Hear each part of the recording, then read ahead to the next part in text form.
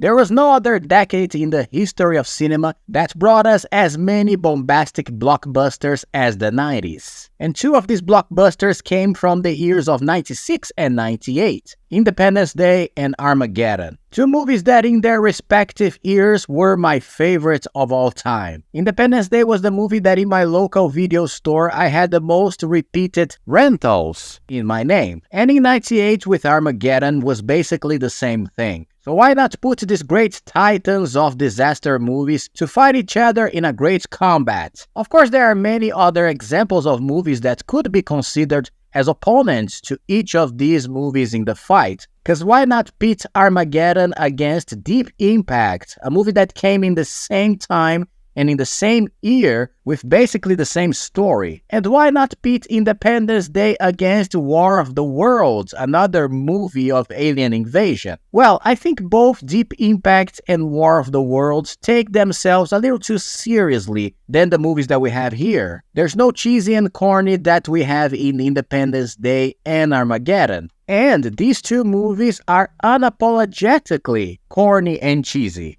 And even though one of the movies is an alien invasion one and the other an asteroid coming to Earth, they all come from the package of super cheesy but super fun. And to pitch these movies against each other, I required the resources of high-level technology to come up with categories to compare them in this deadly war. Just kidding, I came up with them myself. So we have 7 categories, starting with Best Destruction, Best Story, which is gonna be pretty fun to compare, Best Characters, Best Visual Effects, Best Action, Best Soundtrack, and Best Ending. So without wasting time, let's go. Best Destruction. Like I said, the 90s were responsible to bring back these disaster movies from the past. Beside these movies, we have Twister, Godzilla, Volcano, Dante's Peak. Only good stuff. And both movies have great destruction scenes, especially when we talk about buildings and monuments. But to see who's gonna win in this category, we need to decide which one has the most impactful destruction.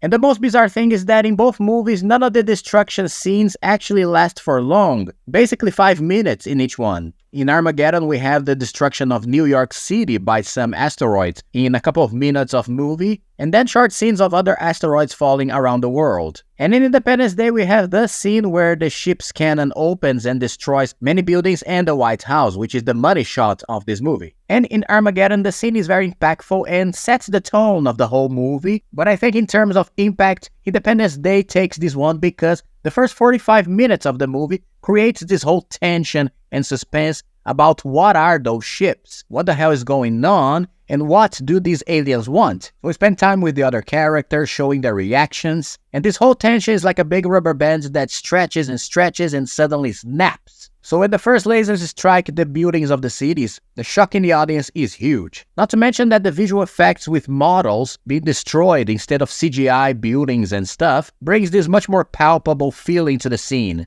But we'll talk about this in the VFX category. And even though one of the movies is called Armageddon, it looks like the real Armageddon happens here with all the fire spreading across the cities. That all said and done, point for Independence Day.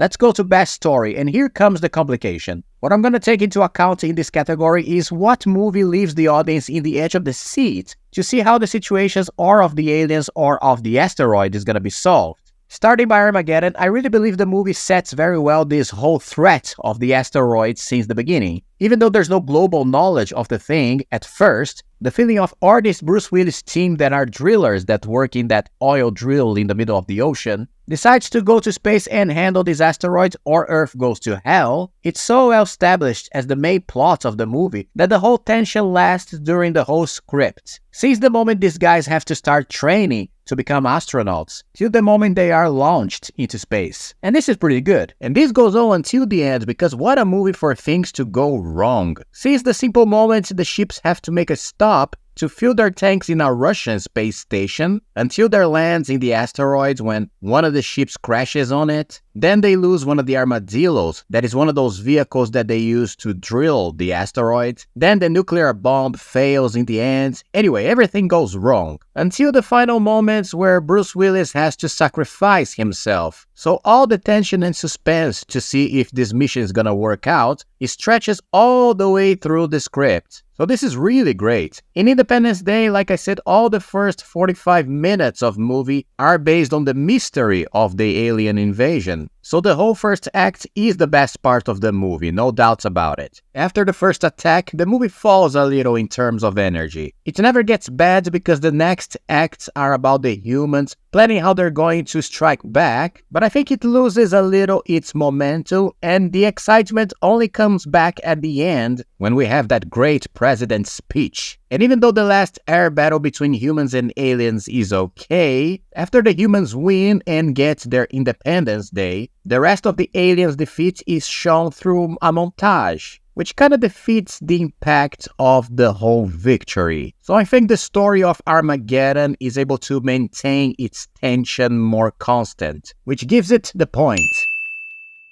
Now let's go to characters, which is interesting because both movies have charismatic characters. In Armageddon, we have all the team of drillers, and they're all basically a great family. We have Liv Tyler, that is Bruce Willis' daughter, but all the other guys feel that father's love towards her as well. There's a great love between all of them there. Now, in Independence Day, we have individual groups of characters. Jeff Goldblum is the big genius guy of the whole thing. We have the president that has to be the leader of this whole counterattack against the aliens. By the way, Bill Pullman is great in the role. He's a great president in terms of being very human and sometimes not knowing how to act in such a drastic situation. We have Will Smith, of course, that even though he's the most funny and badass character of the whole group, his dramatic arc is the weakest one for me. But here comes the catch, because if you look for depth in any of the characters of both movies, it's better to stick with the aliens or the asteroid. By the way, the asteroid of Armageddon is almost treated as a real character in the plot,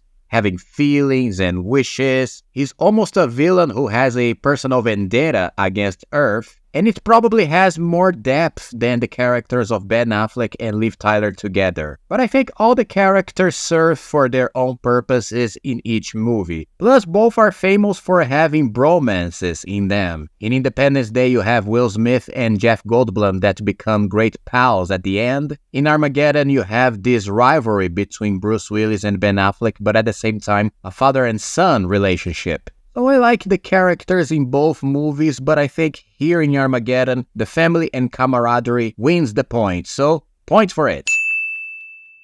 Okay, let's go to VFX, because this is a category I was anxious to talk about. Because I love the visual effects in both movies, but there's a great difference between them. The visual effects in Independence Day at the time were still done by practical effects. That is, real models of the buildings, the White House, the jets, and especially the alien ships that were all built for real and then added into the scenes by computer editing. So there was an art and a craft in these model visual effects at the time that got lost when the CGI ruled the world. Of course, there were many CGI effects as well, but most of them were done using the real models, just like Star Wars in the first trilogy. Not to mention that the design of the ships, especially the small ones who face the American jets in the air battles, is too cool. I always wanted this ship as a toy when I was a kid. And all of this not mentioning the other amazing effects during the movie, especially in the scariest scene when they managed to get an alien organism and bring it to the lab of Area 51. And I also love the design of this alien because it has this protective shell or biological armor around it, which protects the real alien inside it. One of the best scenes is when this shell opens during the experiment that the scientists are doing in it. It's very scary and disgusting. In Armageddon, we have many great VFX scenes, but they lean much more to the CGI area, and real models are left aside, which is okay, but it removes a lot of the verisimilitude of the scenes. So when you compare this asteroid scene, which is a pretty cool asteroid by the way, with that scene from Independence Day that makes everybody's jaw drop when the first big ship enters the atmosphere of the planet, a wide shot of the whole thing coming through the clouds, using a little CGI with practical model effects again, there's no comparison. By the way, I think this is one of the most memorable scenes of movie history for me as well. And I think there is a false impression that these visual effects with models and stuff got outdated after the whole revolution of CGI. And for me, it's exactly the otherwise, because if you wide the whole image on a projector, you can see that these old techniques of visual effects aged like a fine wine. Movies like Blade Runner or Star Wars all have this kind of visual effects that are still much more charming than the usual CGI. So of course the point goes to Independence Day. And that takes us to best action scenes. And to talk about this category, we need to address the directors of each movie, both masters of destruction in huge blockbusters. We have Michael Bay that directed the Transformer movies 1 to 5. He also directed The Rock, Pearl Harbor, the first two Bad Boys. Meanwhile, we have in Independence Day Roland Emmerich, that in the same year of Armageddon, he directed Godzilla. He also directed 2012, The Day After Tomorrow, more recently Moonfall, so he loves an apocalypse on Earth. But in terms of action direction, both have very different styles. Michael Bay likes to throw everything he has on the screen, and his editing style is so frenetic that sometimes it's difficult for the audience to fully understand the progression of events. Meanwhile, Roland Emmerich likes to show you the big picture, with big wide shots showing the cities from above, from below. No matter if it is a big ocean wave that sweeps the city or an earthquake that destroys everything around, you will hardly get lost in one of his scenes. And in Armageddon's case, there's too many scenes with this frenetic editing, fast cuts, a camera that never stops shaking by any means. Besides having too many close shots full of sparks in the scene, fire, destruction, that I must admit, as a kid I used to love this kind of thing, but today as an almost 40-year-old man, this whole style is an assault to your senses. So like I said, Independence Day has these very wide shots, showing everything. You never get lost in the progression of the events. And for me, it has the best action scenes of both movies, that is the air battle between Will Smith's jet against the alien aircraft. That ends with both crashing against a rock, and then Will Smith himself going there and punching the alien, saying the great line, "Welcome to Earth." I really love this scene with a passion because of the practical effects and also the fact that both aircrafts fly through the cliffs and rocks. So point for Independence Day.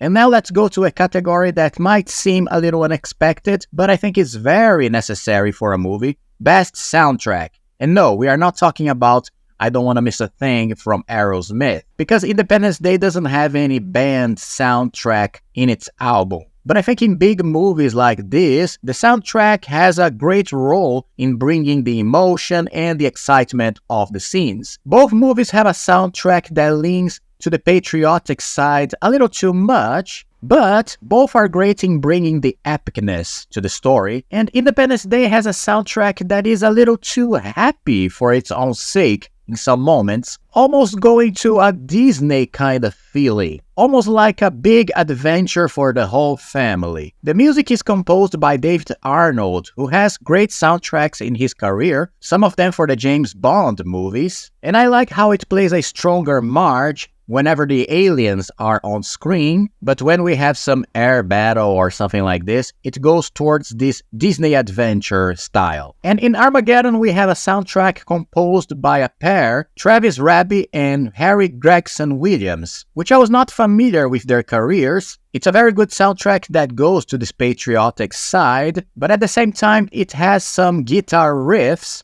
that really evoke some epic feeling, especially in the most important scene of the movie, that is the rockets launching. Here the soundtrack goes bombastic, bringing this emotional feeling to the thing. In contrast, in the more discreet or calm moments, especially when it is about Bruce Willis and his daughter, it becomes very low and soft, evoking these moments in a much more emotional way. And definitely there are moments in the soundtrack that it highlights the whole feeling of going to space, evoking the fascination and adventure of being in space. Something that was lacking a little in Independence Day. So for this category, points for Armageddon.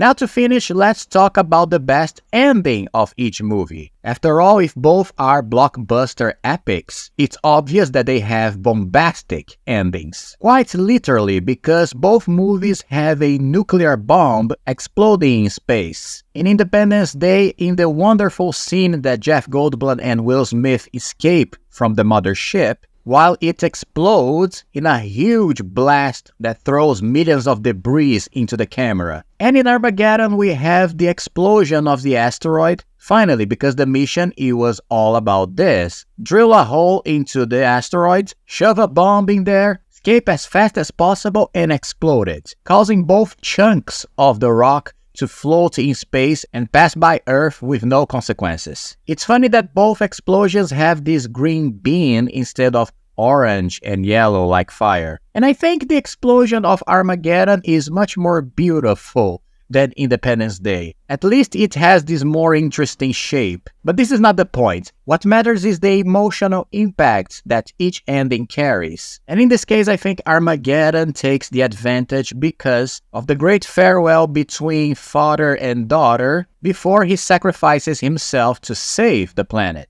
All because of some stretch of the script that has the bomb equipment not being able to be exploded from afar, and somebody has to stay behind to do it. Then we have Ben Affleck crying and Liv Tyler crying. Anyway, it's undeniable that these are emotional moments. Which brings us to the climax where Bruce Willis presses the button and saves humanity from extermination. Plus, we have an extra ending during the credits, that is the wedding of Ben Affleck and Liv Tyler, with I Don't Wanna Miss a Thing playing behind. Meanwhile, in Independence Day, we also have the catharsis of human victory against the aliens, but everything finishes pretty good for all the characters with no great sacrifices. So to finish, we have one more point for Armageddon, which makes it the winner of this fight.